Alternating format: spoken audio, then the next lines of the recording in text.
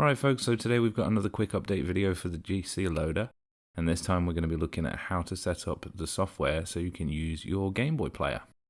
Now obviously for this you'll need the GameBoy Player hardware, and once you've got that, all you need is some software to get it up and running.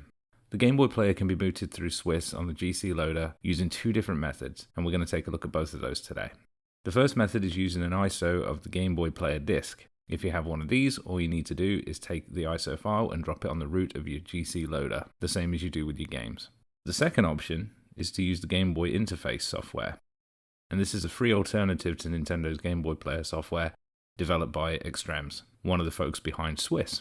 So to get the GameBoy Interface software, all you need to do is head over to the GCI download page over on the GC Forever forums, and then click the link here. Once you have the file downloaded, open up the zip folder. So this one's GBI 2020609 in this case. And you'll see a whole bunch of files. Now the GameBoy Interface comes in three different flavors: the Standard Edition, the High Fidelity Edition, and the Speedrunning Edition. For the purposes of this video, we're going to be looking at the Standard version. And I won't be digging too deeply into the options and settings. I just want to be able to get you guys up and running. But if you're looking for low latency gameplay, you might want to check out the high fidelity version or the speedrunning version. The high fidelity version has a slightly reduced feature set in the GUI and is designed to offer a lower latency than the standard version, but it's still customizable. The speedrunning version is designed for the lowest latency possible to run as close to original Game Boy Advance hardware, but it doesn't include the GUI. So now we've got the software, let's set it up. If you're running just a GC Loader without an SD card adapter, such as the SD2SP2 or SDGecko, you can extract the .dol file of the version you want to run straight over to the root of your SD card that you're using in your GC Loader. Doing this will let you run the software, but it won't give you the pre-boot settings menu, but the software runs fine without, and it also keeps your games list clean. If you do have an SD card adapter, either the SD2SP2 or SDGecko, you can extract all the files into the root of the SD card that you use in the SD card adapter, and this will allow you to have access to the pre-boot settings menu. Now you've got everything set up on your SD card, pop it back into your GC Loader, SD2SP2 or SDGecko, and fire up the GameCube. So here we are in the main GC Loader menu. First of all, to take a look at the original Game Boy Player software. So we'll scroll down through the games list until we see the Game Boy Player ISO file, and hit A to open, and A once again to boot.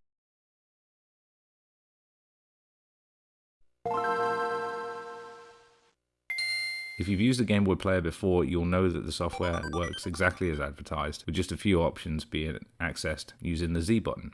So the options that you've got are Change Game Pack, which allows you to change a game cartridge. There's a timer. 3 different screen filters: normal, soft, and sharp.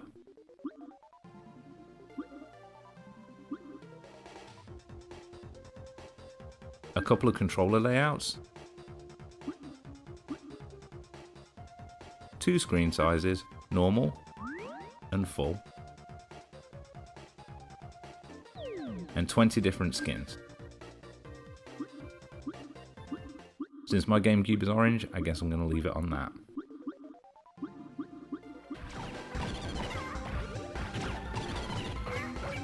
The original Game Boy Player software works just fine, but let's take a look at the Game Boy Interface, as this one will offer us a few more options. So let's head back over to the main GC Loader menu. If you don't have an SD card adapter, you'll need to boot the software straight from here. So just scroll down to the gbi.dol file and hit A to load.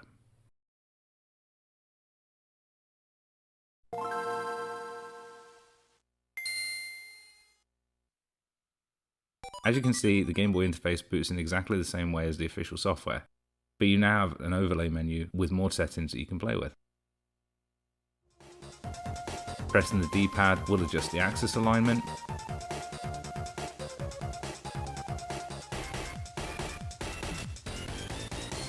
Pressing the shoulder buttons will zoom in and out, up to a 4x zoom.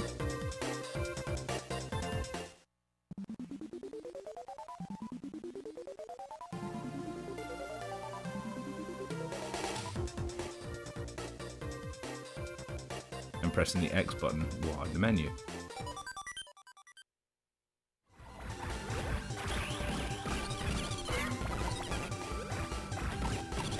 Gameplay, as you can see, is pretty much what you would expect, and it works great.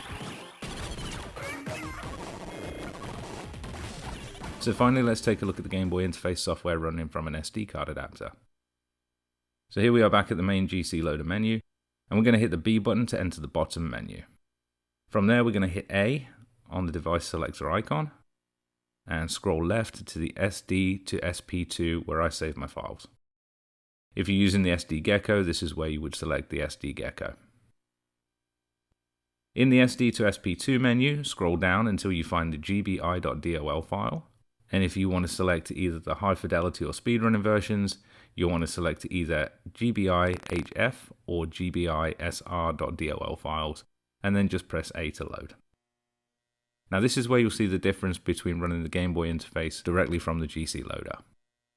Now, when you hit the A button to load, you'll see some settings which you can change, including changing the aspect ratio, filters, and skins. Again, I'm not going to dig into these, I just wanted to get you guys up and running, but this is where you can tweak the settings to make the GameBoy interface output exactly what you want. Once you're done, hit the start button, and it'll be exactly the same way as the standard version did.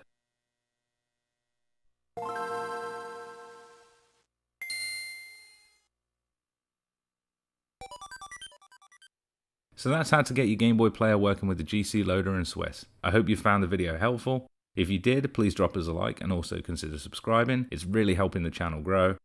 And don't forget to check us out on Twitter. Thanks for watching.